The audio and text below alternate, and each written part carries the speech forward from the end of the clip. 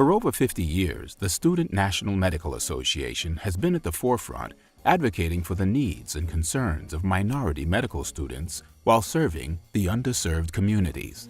The mission of the SNMA is to support current and future underrepresented minority medical students, to address the needs of the underserved community, and to increase the number of clinically excellent, culturally competent, and socially conscious physicians. SNMA chapters based at allopathic and osteopathic medical schools throughout the nation and some colleges implement our programs and activities locally. SNMA programs are designed to serve the health needs of underserved communities and communities of color.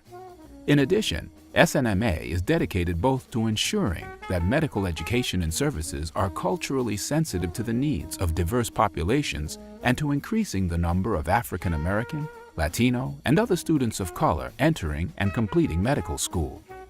The Student National Medical Association was founded in 1964 as the student section of the National Medical Association, largely through the effort and support of W. Montague Cobb, MD, an NMA member who spearheaded the initiative to include medical students in the association's ranks, and a courageous young medical student, Alice Gulati.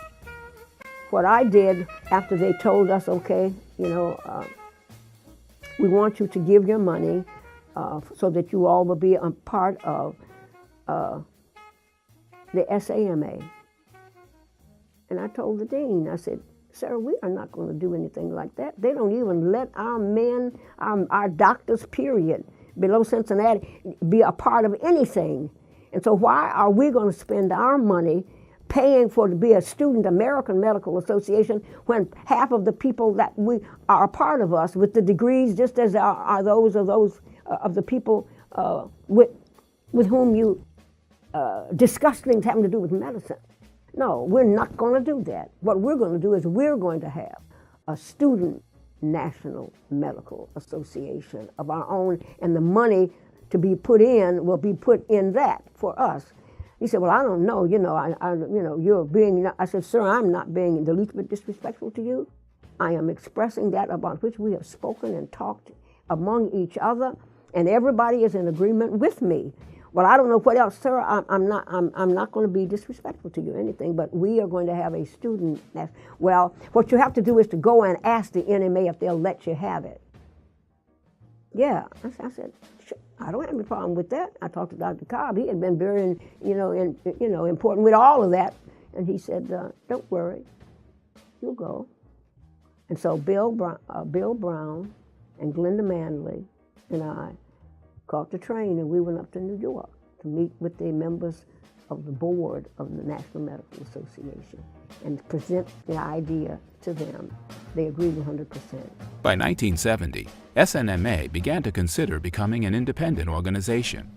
Medical students wanted to set a programmatic agenda, legislate and govern funds, and determine administrative priorities, which were understandably different from those of the parent organization, whose focus was more aligned to the interests and concerns of practicing medical professionals. So we set out to how we're going to get these medical schools to form an SNMA chapter nationally and be able to communicate and support an organization with no money. So we went to NMA and asked them, would they be willing to give us some startup money to try to nationalize the SNMA? Well, they said, well, they felt that we were social and that we just wanted to party. So after many meetings with the House of Delegates and almost begging them to treat supporters, they gave us some seed money of $10,000. On October 4th, 1971, the SNMA became an independent corporation, having formed its original constitution and bylaws and filing for IRS 501c3 nonprofit status. SNMA, Inc. was born. Early achievements included the publication of the association's first signature publication, The Black Bag, and the introduction of regular regional conventions. Affirmative action legislation was in place everywhere, with increased minority enrollments rising at schools throughout the country and on most medical school campuses. SNMA's network grew steadily. And most of the Black Bag were had substance of their clinical endeavors, research studies that they were doing at schools, or they would publish those, and it became a very popular publication in the fact that even some of the postgraduates had access to it to publish into the journal. We had advisors, Dr. Cobb, who was a publisher of the National Medical Association journal, gave us advice on how to do it, and we got quite a bit of help from that. But yes, that was our first publication. We had a newsletter that went out monthly. We also we published a clinical, a Merck manual type clinical booklet that we gave to all the medical students on clinical entities that were significant to African Americans that they may not find in the regular textbooks. And we had the help of the Howard faculty to help us put that together, the pathology department and so forth, those issues that were peculiar to African Americans. And we gave this little booklet out. They were quite active, and we had a lot of publications during those years. Throughout the 1980s, as SNMA continued to build, new chapters were added and current ones were strengthened. SNMA members at the local level focused on getting the word out, promoting the themes of mutual support for medical students of color, and advocating for the transformation of medical teaching to include cultural sensitivity training in the instruction received by all students.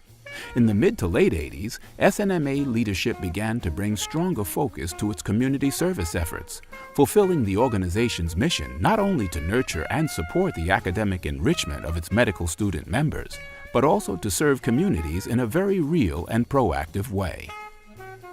I founded MAPS as Region 2 Director in 1989, and it got fully implemented on the national level in 1991. I believe MAPS was always the embodiment of the mission of the SNMA, and once it was implemented, it has continued to be the symbol for what SNMA is at its core, the preeminent entity responsible for recruitment, retention, and graduation of minority medical students. The role of the SNMA in the next 50 years is to challenge the status quo, to continue to push the envelope and ask the questions that need to be asked. Whether it's the Affordable Care Act and how is that affecting minority populations, whether it's creating leaders who are going to make a difference in government and in healthcare, whether it's creating culturally competent and socially conscious physicians who are going to take care of the generations that are coming after us. Its role is to continue to cultivate and encourage students as they move through their medical careers, and to be that support system, to be their home in a world that can sometimes be challenging. I see the role of SNMA expanding within the next 50 years. I envision it being a much larger organization that fulfills all of its goals of supporting underrepresented minority students. One of the core features of this organization and what sets us apart from many other student organizations is our interest in not just programming, but effective programming, and programming that affects change in our communities. So specifically, we move toward our mission of speaking to the pipeline in medicine, and then also speaking to the health status of underserved communities, and most of the time, and a lot of times, that's communities of color. So when we speak about the pipeline, we talk about our programs, whether it's high school students, elementary school students, all the way through college, through our YSEP HPrep programs, our MAPS protocol, our PMed protocol, and looking at how can we increase the number of physicians of color who enter and complete medical school. Well, we can't do that if we don't start from the beginning, which is elementary. And so our chapters and students over the years have been able to reach out to elementary schools, high schools, and form partnerships and lasting partnerships that work to introduce students at a young age to the possibility of becoming physicians and becoming a member of the health workforce, which we think is so important. And that is the only way that we can effectively increase the number of underrepresented minority students. As the nature of the organization has grown and evolved, so have the roles for its national headquarters staff evolved and transformed and become broader or different.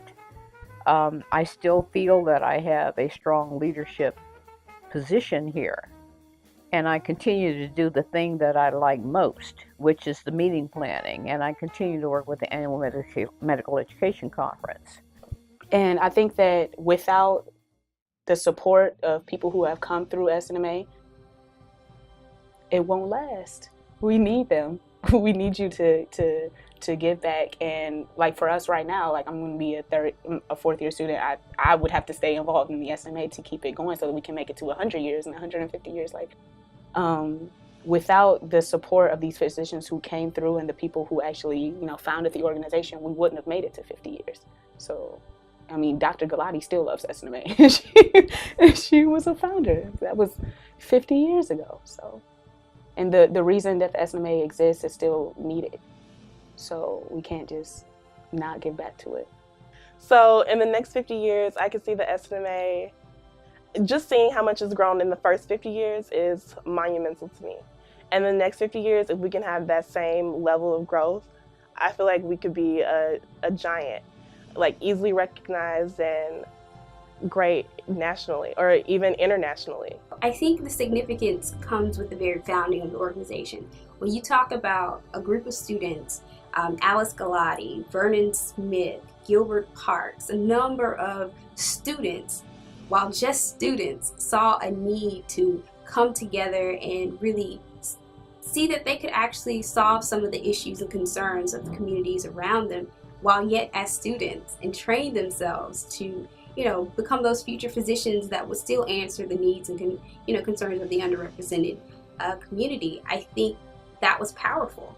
And being on that precipice of the 50th coming up, again, it would not be fair. We would not do justice to this organization if we did not celebrate it, recognize it for its greatness, and then continue to push our members to continue that legacy and the mission of the organization. Transition to new and creative program strategies takes time, requiring the diligence and persistence of SNMA members, leaders, and staff, as departures from past business practices are imminent. What remains constant is the mission and policy governance by and for the medical students. This is the SNMA.